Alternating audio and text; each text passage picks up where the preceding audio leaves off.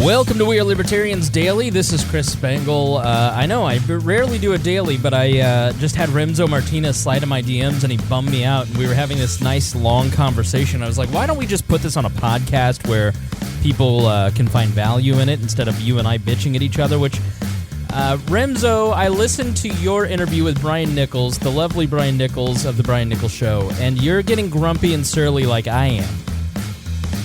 Yeah, there must be something in the water, because that's the only other reason we can explain it. It's not like the world is just making a lot less sense, is it? Or libertarians are annoying.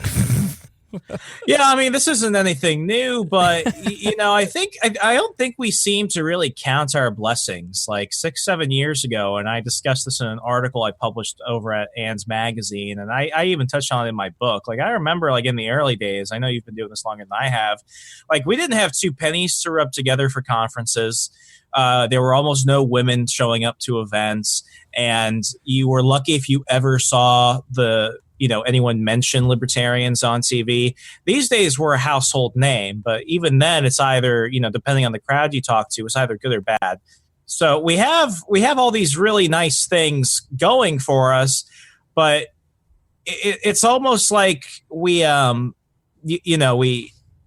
and marry ourselves to the age. We try and get really attached to just a couple key causes, to a couple key people. And then when things don't go well, just like anything else, we get really mad and depressed and people start pointing fingers.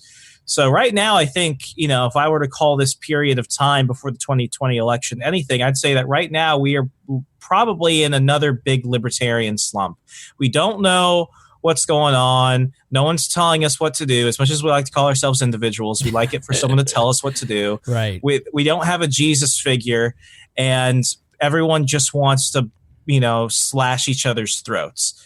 When in fact, when you look around at the people that you're trying to work with while at the same time fighting, you need to realize that these people are ultimately, at the end of the day, they might not be your friends, but you have more in common with them in the long run than you do anybody else that never gave a crap about you. Yeah, so I have noticed this trend as well, and that's kind of what we were talking about. So you went to Students for Liberty, and let me give you a proper introduction.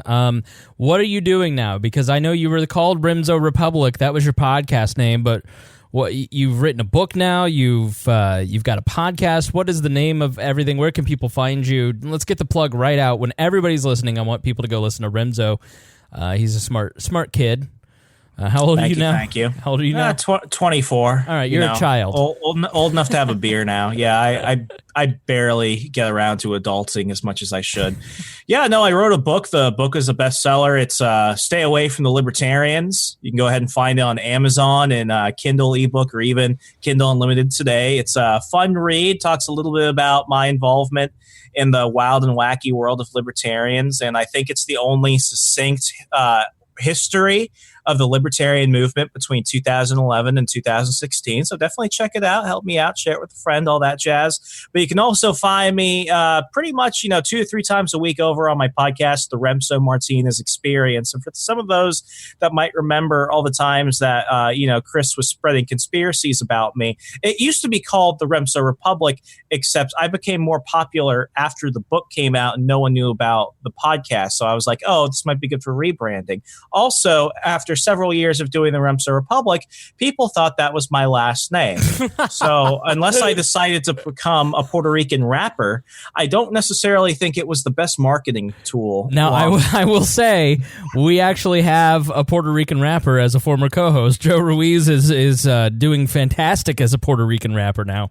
They exist? They do, yeah. Joe is what the hell? Rhymer educator. Yeah, you'll have to go check that out if you remember Joe. Go. He's a teacher and he started a rap career. He's Puerto Rican. It's fantastic.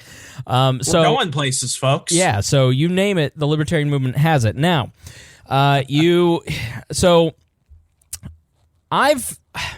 noticed that I am happier over the last year and a half.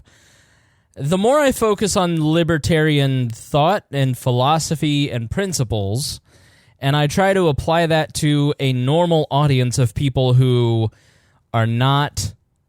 Like, the more I try to focus my show on regular people and less on libertarians, the better this show seems to become and the happier I become.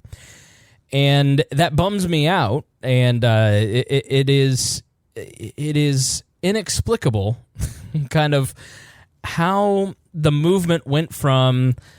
You're right. Like, I went to ISFCL or whatever it was called in 2013, and I've been in the Libertarian movement since 2008. And when I first joined and started going to Libertarian Party meetings, although I didn't always agree with them, you had people like Lee Wrights and Mary Ruwart, and they were kind of the leaders in a lot of ways. And the Libertarian Party was very focused on principles and values and ideas and the ideology. People like Sharon Harris. You'd interact with these great people who are just focused on the ideas. And what I have noticed since 2016, since Trump, and really since memes have become a big deal in the last 3 years, libertarians who are sitting there going, yeah, libertarianism used to be about principle, and now it's not. It's about Bill Weld. It's like those are the very people that are irritating more than anything, because you're beholden to memes. The libertarian movement has become about popularity and personalities and what camp you're in, and we have really become the opposite of why I joined, which was I wanted to join around the philosophy. I didn't want to join around whether I liked Bill Weld or not, or whether I thought taxation was theft or not. I want to have those debates, and you can't really have those debates because everyone's beholden to memes and personalities and podcasters, and it just drives me crazy. And so I read your article, which begin with where to find that article, but I read your article and I go, it sounds like this year's Students for Liberty, LibertyCon, which happened this past weekend, yesterday, was really like it just explain, having set it up that way, explain what LibertyCon was this year. LibertyCon was essentially two things. One, it felt kind of like a funeral. And I say that because at most conventions, at most conferences in the past, there was always this sense of, as one person I interviewed put it, it used to be, at least LibertyCon specifically, even back when it was ISFLC, the International Students for Liberty Conference, it used to be all party, all students. This year felt like no party, some students. And I think that was the most apt description he could provide. But, after the ass kicking we've got over the last couple of years, whether it's with the Libertarian Party or the Libertarian movement within the GOP, or even just cultural stuff, everyone's talking about identity politics. No one's talking about the real issues, like the fact that we're the number one incarcerator of nonviolent offenders in the world. It felt like there wasn't that driving force. There was a sense of almost, defeat in a way. And the other awkward thing was, it felt like, and I don't really want to focus on Bill Weld because I ultimately don't think at the end of the day he's all that important, but it felt almost like it was meeting your future in-laws in an arranged marriage. It's like, hello, students, this is Bill Weld. He will be your leader. And Bill Weld's like, hello. And it just felt really uncomfortable and awkward. And in the middle of it, amongst these hurt feelings, amongst the sense of get on the train or get off, you have people during panels taking swipes at each other. I have problems with some folks, but as I've gotten older, I kind of just keep it to myself because I've got nothing to gain from it. Like, it's really just a gripe, and that's it at the end of the day. I don't hate these people. I don't dislike these people. It's just a gripe. And adults should move on past I feel like if we talk about what we agree on, everybody's they get along. Like Nick Sarwark and Tom Woods, if they sat down and talked, they agree on a lot of stuff. It's the style that everybody disagrees on, or the particular group they're trying to message to. It seems superfluous. Like David Bowes, I saw Tom Woods tweet something out about David Bowes, and I don't know what that was about because there was no context to it. But it's just more of that Cato versus Mises. And listen, I am a libertarian largely because David Bowes really spoke to me early on, and I have become a better libertarian because of Tom Woods, and I like both of those guys. And it just, to me, and I like Nick Sarwark, it's like, why are the three of these people fighting with each other? It's like having a fight over which parent you want to go live with in a divorce. Right. And it's like, I was a Cato University Bastiat scholar. In my book, I talk very highly of, Tom Palmer, for example, Dr. Tom Palmer. And, I lived in Alabama for a bit, and I used to go to Mises events, and I love the Mises Institute. I don't get why you want to draw this line in the sand. And it's like, you choose me, your father, or else you go with your whore mother. And it's like that. No one benefits from that. You guys are just dividing amongst Mises or Cato. Choose now. Yeah, besides, I mean, at the end of the day, let's really consider it. Let's really look at ourselves. We're not that big. It's almost like we're arguing over who should be the most popular kid at the special ed table.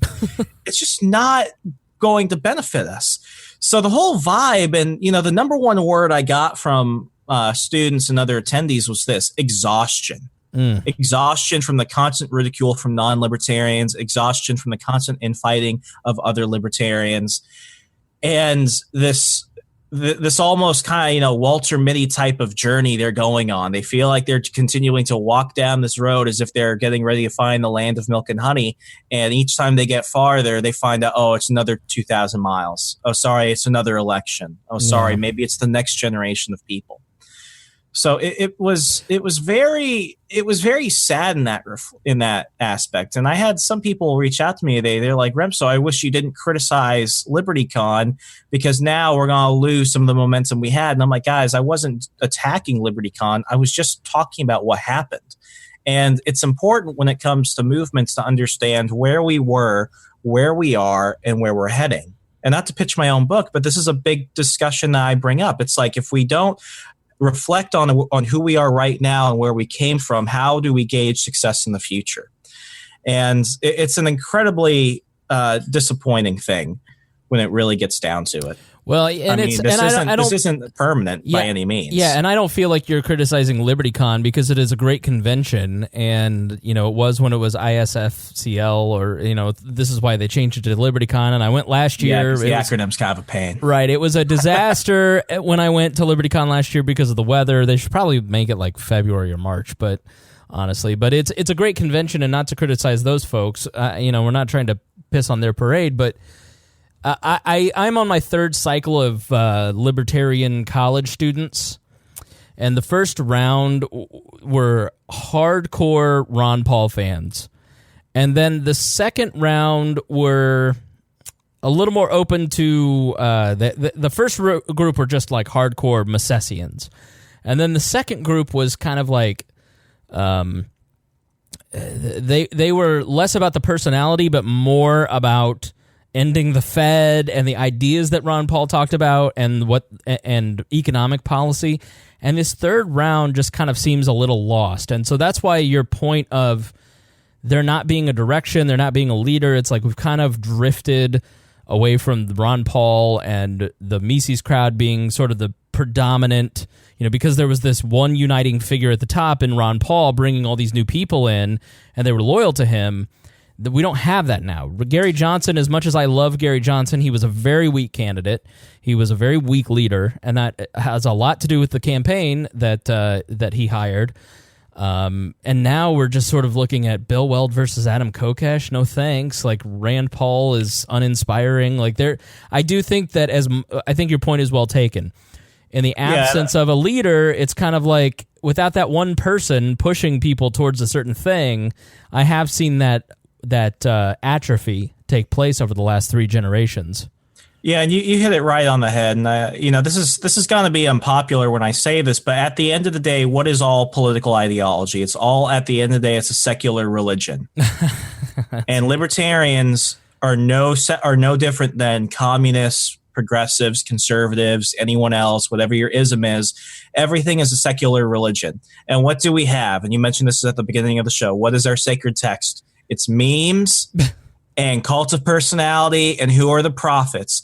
They're Rothbard. But wait, you can't talk about Rothbard because Ed Crane doesn't want to go ahead and talk about it. No. He wants to read Remso, it's not those guys anymore, because it was really for the first couple generations. I feel like as a libertarian podcaster, I really take my responsibility very seriously, and I think a lot of the other guys do. We all know each other. But I think we all have to look at it and go, we do, when we sit behind this microphone, bear some responsibility in how our tribes treat the other tribes. And I think if you're Tom Woods or Jason Stapleton or you or me or Lions of Liberty, like, you have to go, the people that you start to choose as villains, your people are going to start to choose as villains. And do you want that gun turned on inside the camp? Or do you want to say, when David Bose criticizes you, you know what?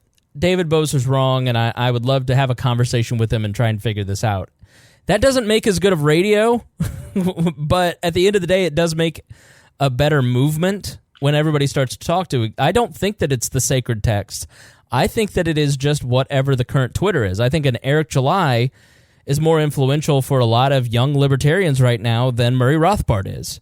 And Eric's great, but he's not writing full treatises on political theory. You're absolutely right. And what I was mentioning in my example earlier, I was going to do like a condensed version of it. It's like you see this progression, and slowly we're starting to even lose our religion a little bit. Yeah. We're not really identifying, okay, where is the land of milk and honey we're supposed to go to?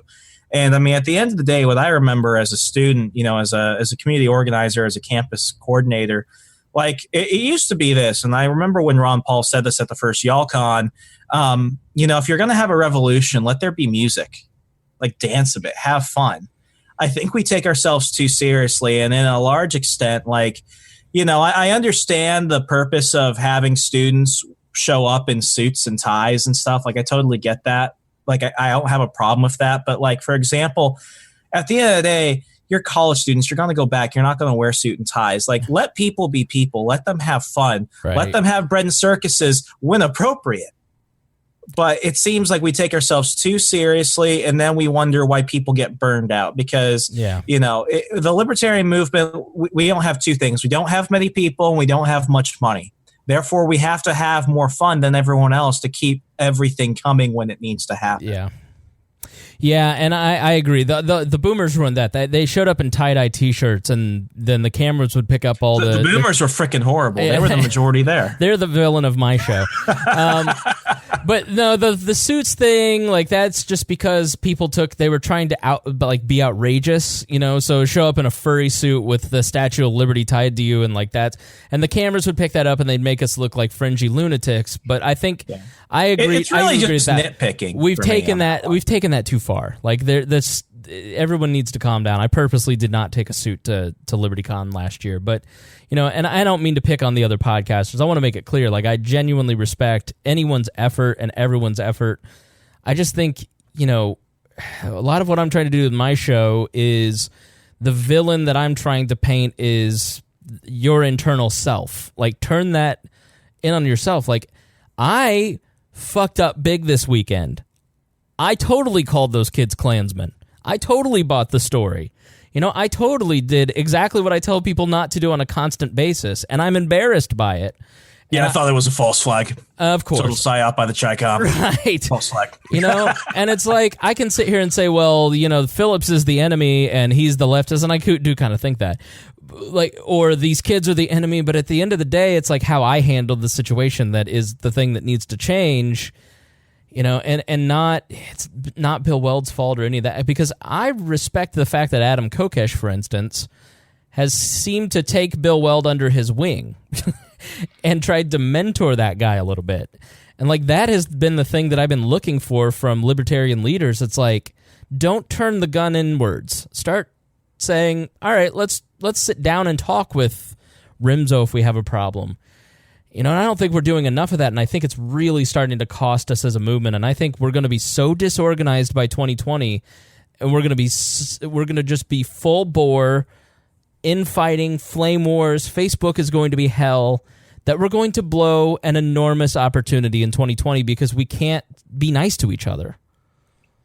Exactly. And I mean, a lot of people are saying, I'm going to wait until Trump is out of office to get involved. And, one thing I've said is, like, at that point, like, the four horsemen might as well come. Sectarian violence is over. We made peace between the war of, the crab people and stuff. And now aliens are coming down. Like, you don't know what's going to happen. You might as well get involved now. And, one thing I told people, and I got a lot of crap for this recently, was I said, hey, if you don't plan on voting in any of the primaries in this upcoming election, I highly recommend you vote for Tulsi Gabbard in the Democratic primaries. At least shift it. You don't have to like her or anything else, but if you want to see more of a conversation about non-interventionist foreign policy, what do you have to lose? And suddenly it's like, that is sacrilege. And it's like, man, we got to think big. We don't live in a void. And, libertarians, we're dealing with a president that's probably going to get reelected. I'm putting, all my chips in for a Trump reelection. I don't think he's leaving at all, and I don't think the Democrats are going to make much of an impact at all, unless we have maybe that Tulsi versus Trump debate. Who knows? I'm not an oracle or anything, but what better time than now than to get a good libertarian candidate that can, really invigorate the base and bring in some new people, and then say, hey, your guy's not going to win, or you don't like this guy, so you want a referendum on him. Why not vote for a libertarian candidate? You're going to get people to do it once. And once you vote libertarian once, you're more apt to do it again. And then it just starts to become a trend. And then you're like, crap, I don't remember the last time I voted for anyone that doesn't have an L next to their name. Yeah, I totally agree. And I made that point to no avail, and I have for 4 years now. Well, yeah, I copied you. Yeah, right. Anytime. If you steal from me, you're stealing twice. But Gary, there are a lot of Gary Johnson libertarians, and there are a lot of friends and family that I had talked into taking a look at Gary Johnson, and then came back to me and said, have you seen his Facebook page and the comments on it? Have you seen what people like? They look at it and they go, I'm not getting involved in this muck and mire. You guys are exactly the same. And then for the second part, it's like they voted for Gary Johnson, and then for 3 years, all these people who get involved in the libertarian movement who liked Gary Johnson, so they got involved, went, so they're talking about me, right? Because people don't, having worked in media forever and like dealing with audiences directly, they don't think about things in terms of you talking about Gary Johnson. They hear everything from a selfish point of view. So everything we're saying on this podcast right now, you're thinking about how it applies to you. And so you as a communicator on social media need to think, when I talk about a libertarian, a fellow libertarian, other people hear, oh, I like Tom Woods, they think I'm an asshole. Oh, I like Nick Sarwark, oh, they think I'm an asshole. I like Bill Weld, he has some nice things to say, oh, I'm an asshole. And then they just go, I'm done with this. No thanks. So you really have to think about the way that you talk about people. And I agree, I think this way about AOC and Donald Trump. Like when people, just as a side note, real fast. Go ahead, sure. I like her. I think her policies are crap. Right. But like as a person, I don't think anyone really understands. She went up against an unpopular incumbent. She had good financial connections, and she was in a D+12 district. It could have been Ronald McDonald, and he probably would have won. Right. But, like conservative media, for example, they created her. Right. And then we wonder why when you see AOC, you're like, El Diablo, El Diablo. It's like, let's really step back and think about this. This is a product of our own creation. We're creating our own headaches. I just think we have to get back to talking about ideas. It's like she seems like a fun, nice person who's very effective at communicating her message. I go dancing with her. Right. Like here, I think that some people do have bad motives. And I think like the Green New Deal, I think that is, and I poked you on Tulsi Gabbard because she is for the Green New Deal. I think that is a tremendously disastrous piece of policy. It's green on the outside, but it's commie red on the inside. It's 100%. And I think that these people genuinely believe something different than I believe, and they think I'm an extremist, crazy person. But I really just think that libertarianism is best for humanity, and they think the other thing is best. Like, we have to take a look at people's motives. Like, I learned my lesson this week. It's like, I impugned these kids' motives. The kid looked smug. He had an assault smirk on his face. And it was just like, no, the kid probably felt awkward. There is another explanation. There is another reason this person... So, anyways, not to belabor the point, but yeah, the message that you send when you're talking about other libertarians, a lot of people are watching. Like, the person that you're arguing with in a comment thread doesn't matter. You're not going to change that person's mind. Remember, there are 100 people watching that conversation. And those are the people that you can reach. Those are the people that can change your mind. But the second you go negative and start calling that other person an asshole, they immediately think you're an asshole. Trust me. I know this from experience, Remso. I am a complete dick. Oh, I have a whole closet full of dumbass decisions on my end. I've had to say mea culpa many times, but like for example, like I have multiple stories coming out. One, I got into a bit of a tussle with a Google representative, but I also wrote an article about UBI, and I've actually been writing about universal basic income for a few years. I come from more of a Chicago school, and I know this might be a bit of a rant, but I do think that universal basic income is a step towards abolishing the welfare state entirely. I don't think it's I'm not going to be out of the UBI rally, but I don't, have as much vitriol and hatred for just discussing UBI because it might work, it might not work. I don't know. But we had at LibertyCon, we had Jeffrey Marin from Harvard University, a conservative economist, debate Andrew Yang, an entrepreneur who's running for the Democratic nomination for president. He's not going to get it, but he's running, and he's running on an entirely UBI-focused campaign. He showed up. It was like a firing line style debate. They made jokes, they laughed, they had a good back and forth. And at the end of the day, and I wasn't going around telling people, yeah, UBI for the win. I had people saying, I'm not sold, but that was a good discussion. And I think we all got something from it. Yeah. And I think that's where we're at. It's just adults disagreeing with each other in a polite manner. I think people crave that, and I just think libertarians are failing at leadership right now in this pursuit because a lot of people are curious. I just went on Frank Caliendo and Al Jackson's podcast called Al and Frank Try to Be Serious, which you can listen in the feed here.